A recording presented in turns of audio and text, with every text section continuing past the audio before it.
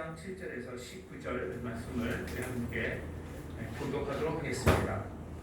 마태복음 3장 7절에서 19절 말씀. 예수께서 제자들과 함께 바다로 물러가시니 갈릴리에서 큰 무리가 따르며 유대와 예루살렘과 유대와 유다가 오는 땅과 또보와 시온처에서 많은 무리가 그가 하신 큰 일을 듣고 나아온지라.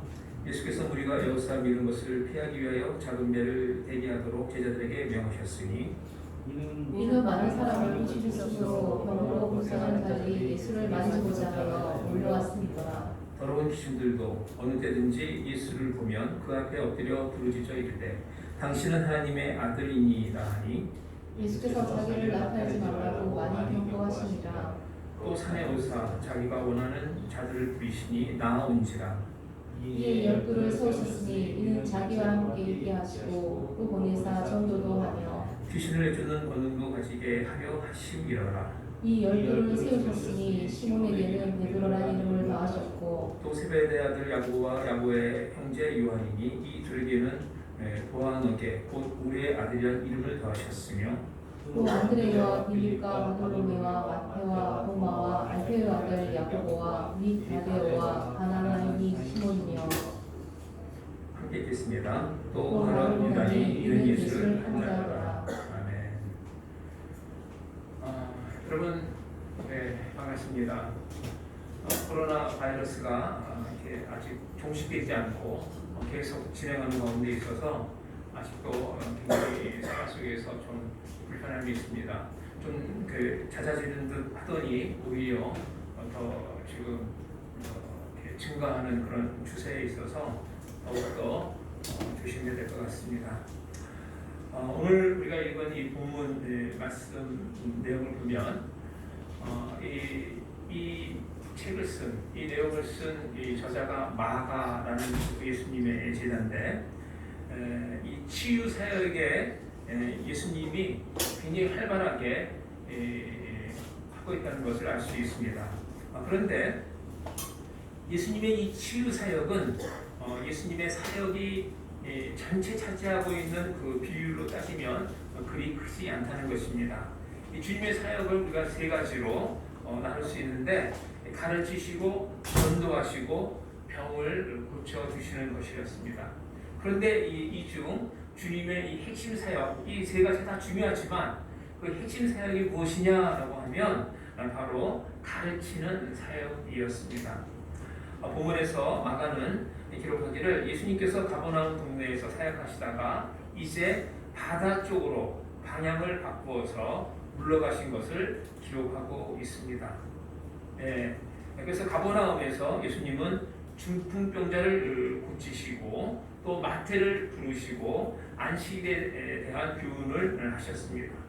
그 결과 종교 지도자들이 이제 합심해서 예수님을 죽일 계획을 이렇게 세우게 됩니다. 함께 마가복음 3장 6절 읽겠습니다. 시작. 바리새인들이 나가서 곧 헤롯과 함께 어떻게 하여 예수를 죽이고 의논하노라. 예수님께서 말씀을 전하시고 또 죽음에 고치시고 안식에 대한 여러 가지 교훈을 하시니까 이 종교 지도자들이 예수를 죽이려고 이제 계획을 짜고 있는 것입니다. 여기서 우리는 정말 이 종교 지도자들의 이 잔인하고 제약된 그 적개심을 보게 됩니다. 자신들의 어떤 기득권을 이렇게 박탈당할까봐 예수님으로 인하여 참 자기들의 기득권이 이렇게 될까봐 그 예수님을 제거하려고 했던 것입니다.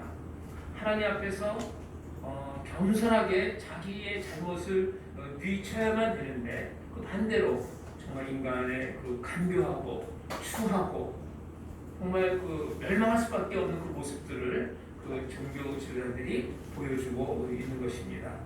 그래서 예수님께서 그 자리를 이제 떠나서 또 다른 사역을 위하여 그 자리를 떠나서 바다 쪽으로 가신 것입니다. 여러분, 이 바다는 물론 갈릴리 호수를 의미합니다. 이 성경 저자들은 이것을 바다라고 부르기도 했습니다. 호수이지만 바다라고 이렇게 부르는 것이죠.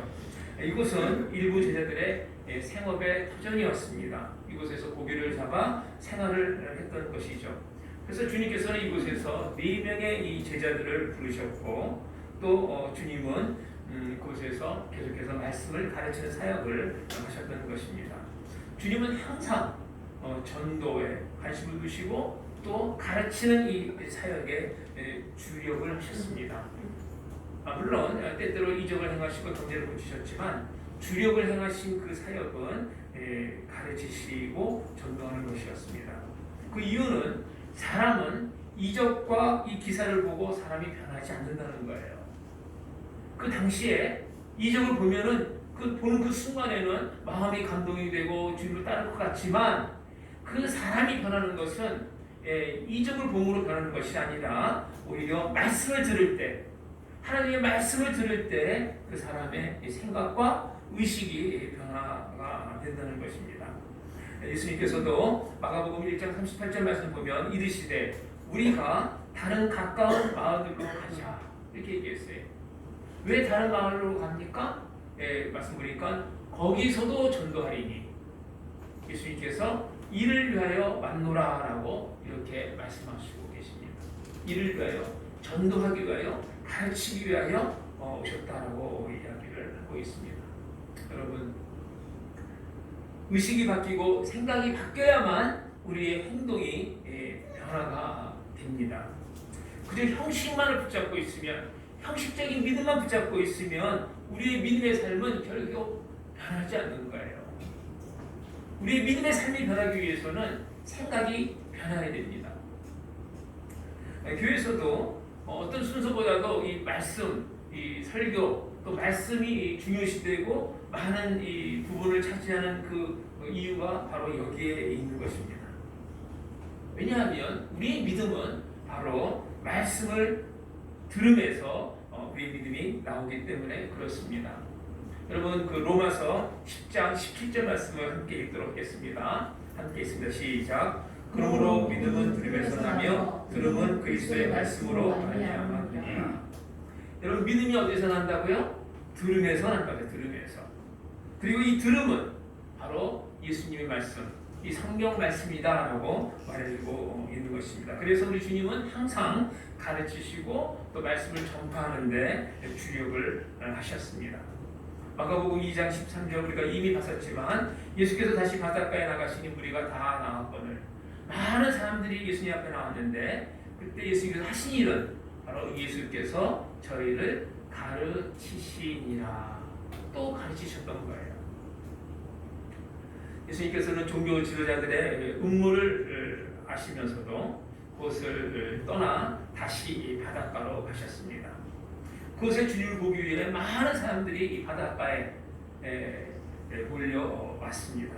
주체할 수 없는 사람들이 몰려왔기 때문에 너무나 사람들이 많아서 예수님께서 이 말씀을 가르칠 수 없었어요. 그래서 예수님께서는 배를 육지로부터 조금 이렇게 띄어서 그리고 이제 말씀을 하시기 시작합니다. 사람들은 이 육지에 이렇게 있고요. 배를 조금 띄어서 육지로부터 조금 띄어서 예수님께서는 그 배에 계셔서 말씀을 가르치신 거예요. 어떤 사람들이 이것을 보고 예수님께서 어떤 신분의 차별을 이야기한다라는 분도 있겠지만 그러나 실상은 예수님께서 이 배를 강단으로 삼으셔서 말씀을 전하기 위함이었습니다.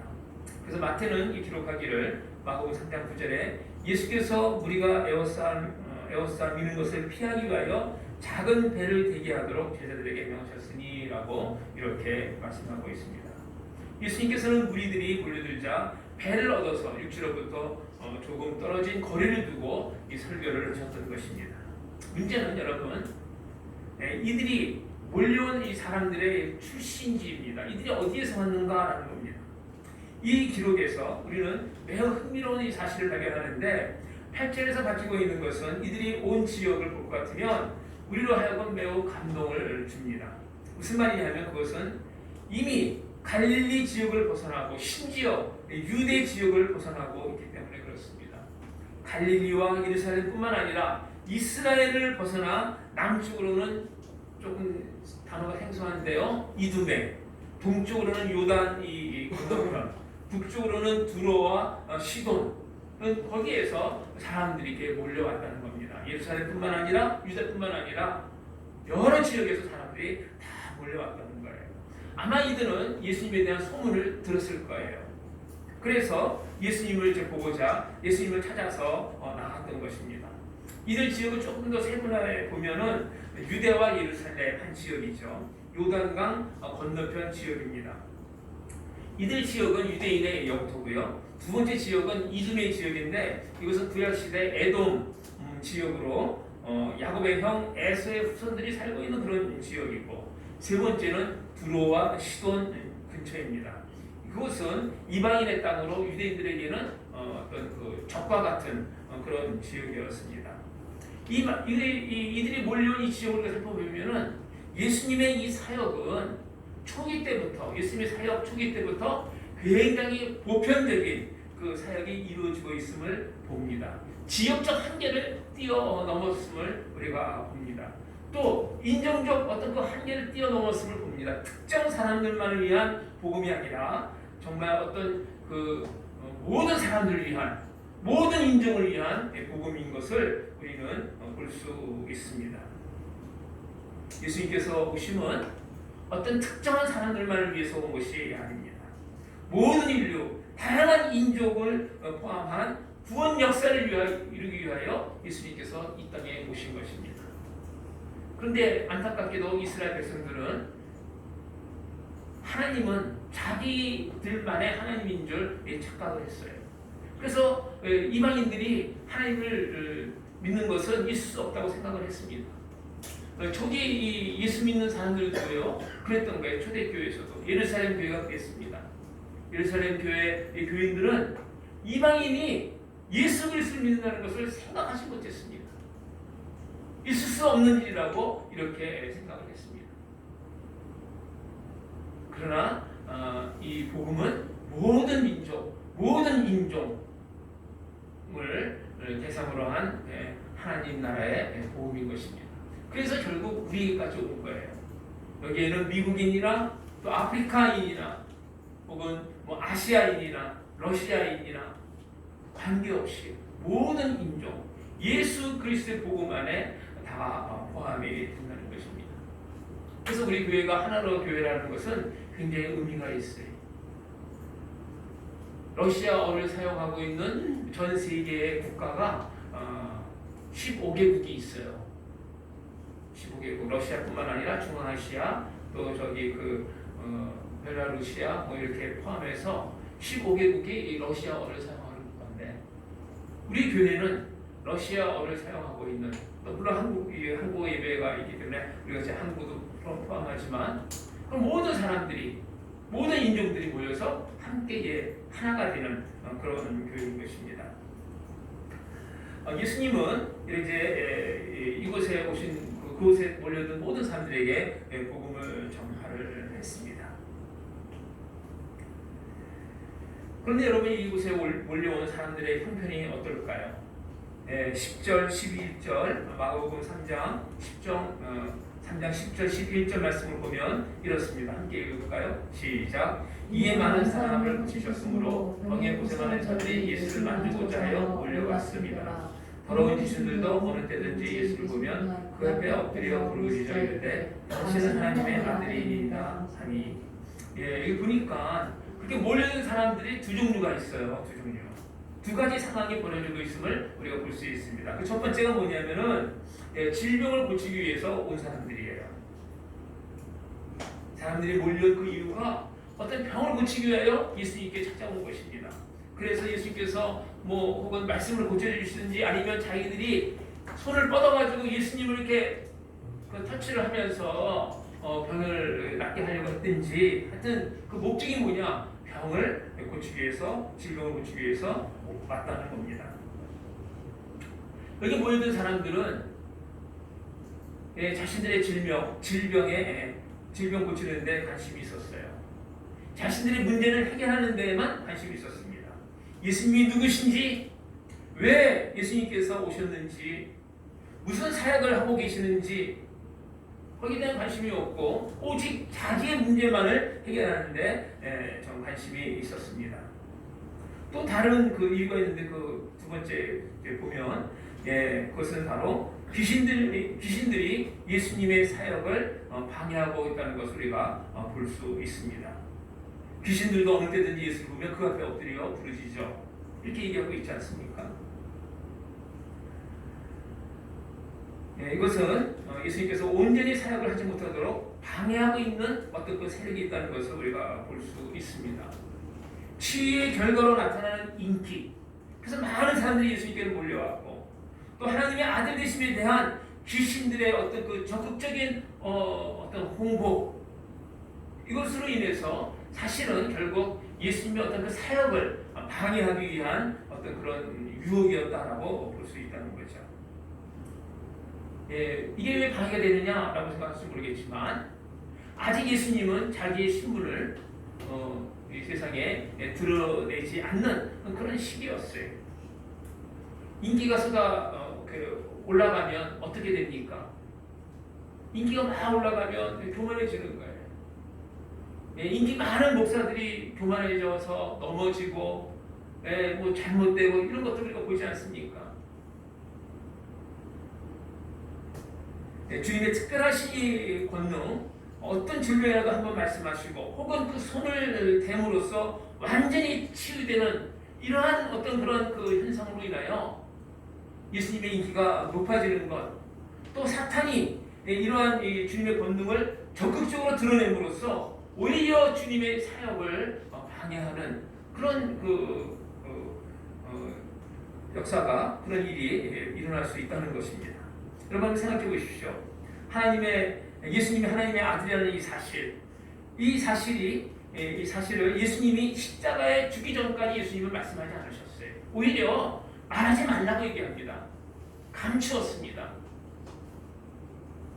아주 극소수의 자기 제자들, 사람들에게만 이것을 드러냈고, 대중적으로는 예수님께서는 말씀하지 않으셨어요. 언제 그렇게 말씀하셨느냐? 그것은 예수님께서 이제 마지막 십자가에 달려 돌아가셨을 때, 그때 예수님께서 내가 그니라 이렇게 표현함으로써 자신이 하나님의 아들 메시아임을 말씀하고 있는 것입니다.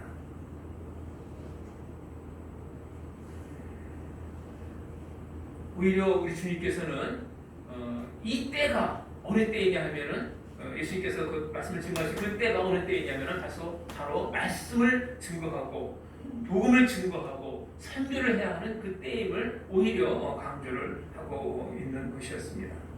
그래서 요한복음 4장 35절 말씀 보면 제자들에게 눈을 들어 밭을 보라 키워져 추수하게 되었다라고 이렇게 얘기하고 있습니다. 주님의 관심은 자기의 인기나 혹은 어떤 그 다른 것에 있는 것이 아니라 오직 구원할 영혼에게만 가 있었습니다. 여러분, 우리도 예수님 믿으면서 여러분 우리의 관심은 어디에 있습니까? 우리가 하나님의 자녀로 살아가는데 여러분의 관심, 우리의 관심은 어디에 있습니까? 나의 관심. 내가 건강하고 내가 잘 되고 부자가 되고 뭐 내 주변에 있는 모든 가족들이 다 잘 되고 혹 여기에만 관심이 있지 않습니까? 물론 그것이 나쁜 것은 아니지만 그것도 우리가 관심을 가져야 되겠지만 정말 우리가 그리스도인으로서 하나님 나라의 이 자녀로서 우리가 우선적으로 관심을 둬야 할 것은 바로 영혼 구원이란다는 것입니다. 우리 가족, 우리 친척, 또 친구, 주변 사람들의 이 영혼 구원에 우리가 무엇보다도 관심을 둬야 할 것입니다. 주님은 이런 사역을 하셨던 거예요. 그런데 우리 주님께서는 혼자 이 사역을 하시지 않으셨습니다. 12명을 택하시고 그리고 보다 효과적으로 또 지속적으로 이 사역을 행하셨던 것입니다. 말씀드린 것처럼 우리 주님께서는 12제자를 택하셨습니다. 그들을 부르셨어요. 여러분, 예수님께서 능력이 없으셔서 혼자 할 수 없어서 12를 부르신 것이 아닙니다. 한번 보겠습니다. 마가복음 3장 13절 15절 말씀을 함께 읽도록 하겠습니다. 시작. 또 산에 오르사 자기의 원하는 자들을 부르시니 나온지라. 이에 열두를 세우셨으니 이는 자기와 함께 있게 하시고 또 보내사 전도하며 귀신을 내어 쫓는 권세로 있게 하여 시키노라. 여러분, 예수님께서는 혼자 사역을 하지 않으셨어요. 이미 예수님 주위에 많은 제자들이 있었지만 그들 가운데서 주님은 특별히 또 12 제자를 세우셨습니다. 우리 주님께서는 그들에게 사람을 낚는 어부가 되도록 만들어 주시겠다라고 약속하셨습니다. 그리고 주님께서는 그 12 제자를 사람을 낚는 어부로 만들어가는 그런 훈련을, 그런 그 작업을 이제 시작을 하십니다. 우리가 이거 이 14절 말씀 보면 세우다라는 이런 말을 볼 수 있는데, 이 세우다의 이 말의 의미는 만들어간다, 그런 뜻이에요. 만들어간다. 또 훈련시켜 사용한다라는 그런 의미가 담겨 있습니다. 여러분, 이 주님께서는 주님이 원하시는 자들을 부르셔서, 주님이 원하시는 자들을 부르셔서 그들을 하나님의 자녀로, 예수 그리스도의 제자로 만들어 가시고 훈련시켜서 보내시려고 하신 것입니다. 여러분, 우리가 12 제자 혹은 12 사도 이런 표현을 하고 있는데, 이 사도라는 이 말은 보내심을 받은 자들입니다. 사도. 주일의 말씀을 전달하는 책임을 받은 사람들을 사도라고 그래요. 마치 한 국가의 어떤 그 대사처럼 본국의 의견을 전달하는 사람과 같습니다. 이러한 중대한 일을 하기 위해서 이 부름 받은 사람은, 세움을 받은 사람은 필요한 준비를 해야 되는데 훈련이 필요한 것입니다.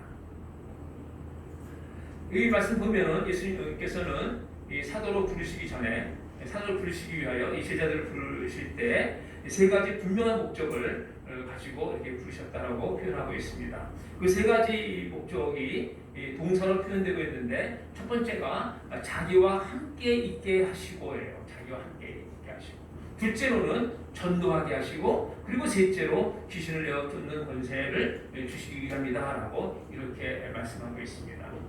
간략하게 이 세 가지 살펴보면, 첫 번째, 자기와 함께 있게 하기 위하여 제자들을 부르셨다는 거예요. 여러분, 우리 주님께서 제자들을 부르신 이유는 함께 하기 위해서입니다. 이 점은 사도에게 있어서 아주 중요한 요소입니다.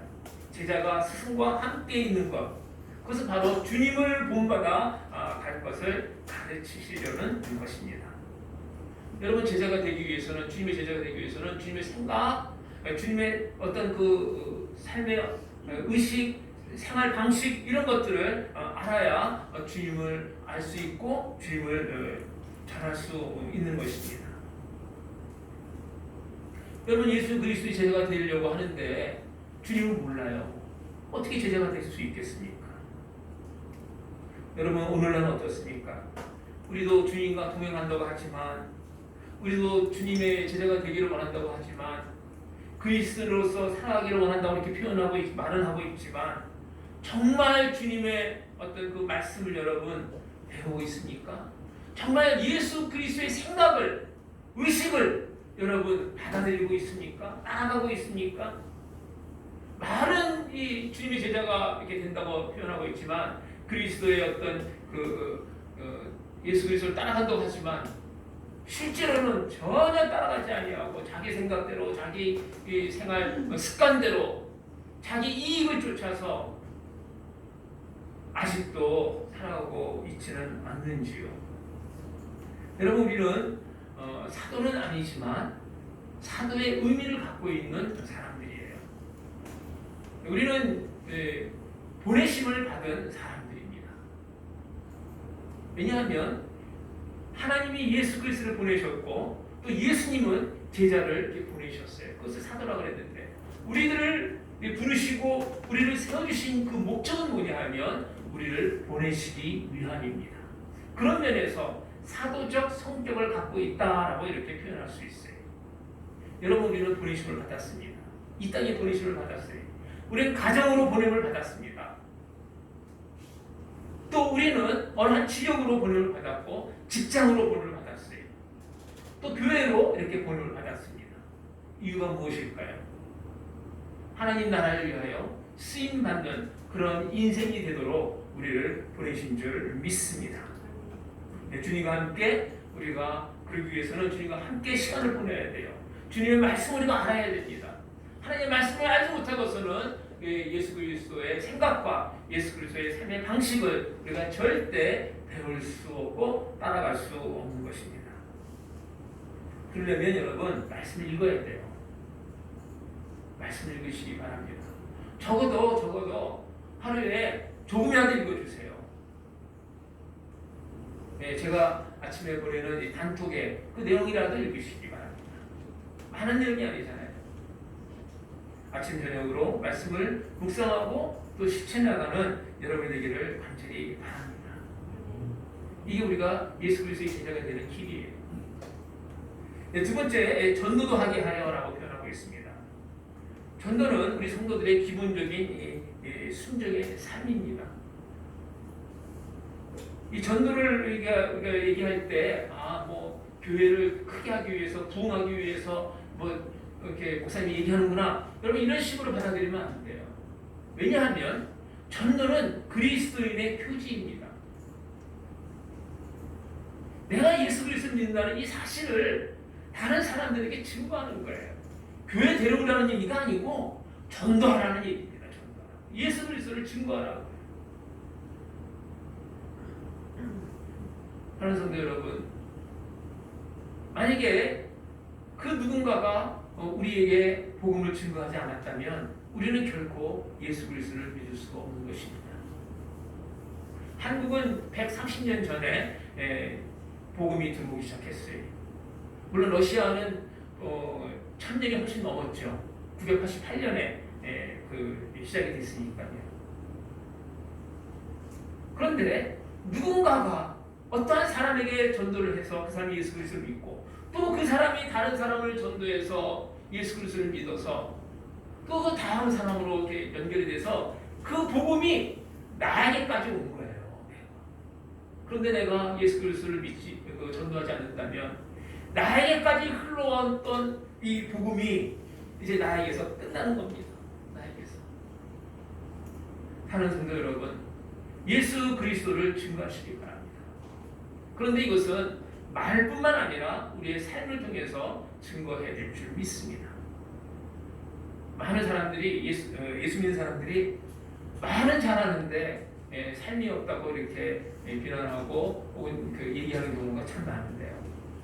여러분, 정말 우리는 말로도 증거해야 되지만 더 중요한 것이 뭐냐면은 우리의 삶을 통해서 생활로 증거해야 되는 것입니다. 그렇다고 해서 말을 함부로 하면 안 돼요. 여러분, 예수 믿는 사람이 욕하면 안 됩니다. 이게 막 이렇게 아주 나쁜 말이죠. 그런 단어 쓰면 안 돼요. 그리고 예수 믿는 사람이 다른 사람 흉보고 헐뜯고 막 이러면 안 돼요. 막 화가 나더라도 그런 말을 하면 안 돼요. 화가 나더라도. 말뿐만 아니고 또 우리의 삶을 통해서 이렇게 예수 그리스도를 증거하는 여러분 되기를 간절히 바랍니다. 세 번째는 귀신을 내어 쫓는 권세를 주셨습니다. 여러분, 이것은 굉장한 권세예요.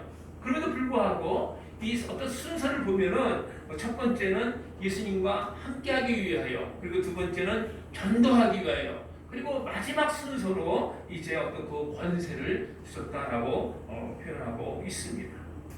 구체적인 말씀이 마가복음 6장 7절에서 또 13절 말씀인데 7절 그리고 12절 13절을 함께 보도록 하겠습니다. 7절을 함께 읽겠습니다. 시작. 12제자를 부르사 둘씩 보내시며 더러운 귀신을 제어하는 권세를 주시고 명하시되 여행을 위하여 집하기 위해 양식이나 주머니나 전전한 돈이나 아무것도 갖지 말며 신만 신고 등을 올고 있지 말라.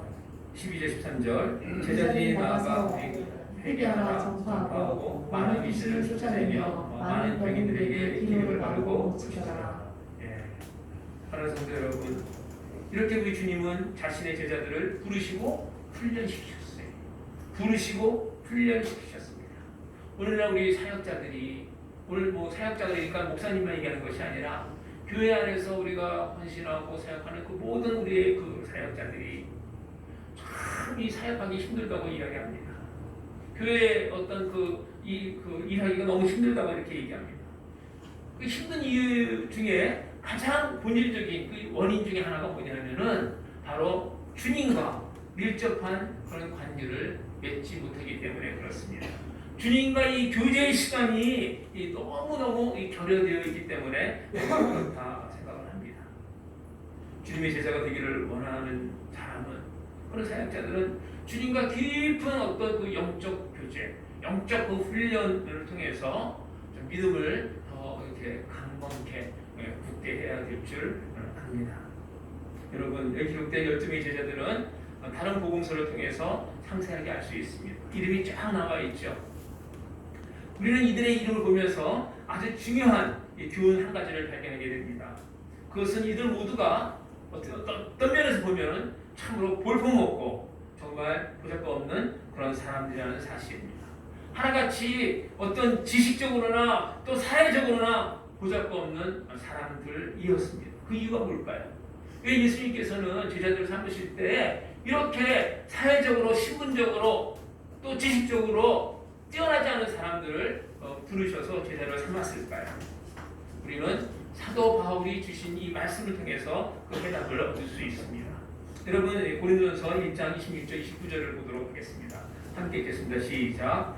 형제들아, 너희를 부르심을 보라. 육체를 따라 지혜로운 자가 많지 아니하며 능한 자가 많지 아니하며 문벌 좋은 자가 많지 아니하도다. 그러나 하나님께서 세상에 미련한 것들을 택하사 지혜 있는 자들을 부끄럽게 하려 하시고 세상에 악한 것들을 택하사 강한 것들을 부끄럽게 하려 하시며 하나님께서 세상에 사는 것들과 멸시받는 것들과 없는 것들을 택하사 있는 것들을 택하려 하시나니 이는 아무 육체도 하나님 앞에서 자랑하지 못하게 하려 하십니다. 보니까 하나님께서 이 자기 사람을 택할 때 문물 좋은 자, 능력이 있는 자, 뭐 지혜로운 자 이런 사람을 택하지 아니하고 반대로 그렇지 않은 사람들을 택했다라고 얘기하는데 그 이유는 바로 아무 육체도 하나님 앞에서 자랑하지 못하게 하기 위해서 이렇게 해쳤다 하셨다라고 말하고 있는 것입니다. 또 고린도후서 4장 7절을 보겠습니다. 함께 읽겠습니다. 시작. 우리가 이 보배를 지그레 했으니 이런 능력이 힘이 큰 것이 하나님께 있고 우리에게 있지 아니함을 알게 하려 함이라. 여기 보면 우리가 표현하고 있는데 뭐라고 하냐면 질그릇이라고 표현하고 있습니다. 여러분, 질그릇은요 굉장히 약한 그릇이에요. 툭 하면은 쨍그랑 조금 건드려서 이렇게 떨어뜨리거나 혹은 뭐 이렇게 충격을 가하면 깨지는 것이 바로 질그릇이라는 겁니다. 근데 우리가 질그릇과 같다라는 거예요. 얼마나 연약한 존재라는 것을 지금 말하고 있는 것입니다. 여러분, 예수님께서는 이렇게 연약한 자들을 부르셔서 하나님 나라를 위하여 그들을 사용하고 있는 것입니다. 우리가 그렇게 연약하다는 거예요. 우리가 상처 쉽게 받죠. 다른 사람이 뭐 한마디만 이렇게 탁 해도 우리는 그냥 큰 상처를 받아가지고 막 앓고 그냥 막 가슴이 쓰리고 속상해하고 그렇지 않습니까? 너무너무 연약한 그릇이에요. 또 화가 막 나면은 견딜 수 없을 정도로 막 자기 그 정신도 잃어버리고 그냥 막 내어뱉고 그런 때가 우리가 있는 그렇지 않습니까? 이렇게 연약한 자들을 우리 주님께서 부르셔서 하나님 나라를 세워 가십니다. 다른 성도 여러분, 우리는 주님의 나라가 어느 한 특정 계급에 의하여 이루어져 있다고 믿지 않습니다. 주님께서는 모든 사람들에게 그 복음의 문이 열려 있음을 선포하셨고 또 부르셨습니다. 그리고 주님께서는 이런 사역을 하나님 나라에 사역하셨을 때 혼자 하신 것이 아니라 제자들을 부르셔서 그들로 하여금 훈련시켜서 함께 그 하나님 나라의 사역을 하도록 하셨습니다. 그리고 주님께서는 늘 관심이 이 전도에 있었습니다. 말씀 전파에 있었습니다. 여러분, 이 세상을 보시기 바랍니다. 지금 너무나도 이 기독교가 많은 어려움을 겪고 있는데 오히려 이때가 추수할 때가 무르익지 않았나 이런 생각을 합니다. 왜냐하면 우리 기독교는 핍박을 받을 때, 어려움을 당할 때 오히려 그때 더 이렇게 부흥할 수 있습니다. 반대로 모든 것이 편하고 모든 것이 안정적일 때 오히려 기독교가 쇠퇴하고 있는데, 어쩌면 이제 다시 기독교가 핍박 가운데 어려운 가운데 놓여 있으면서 새로운 부흥의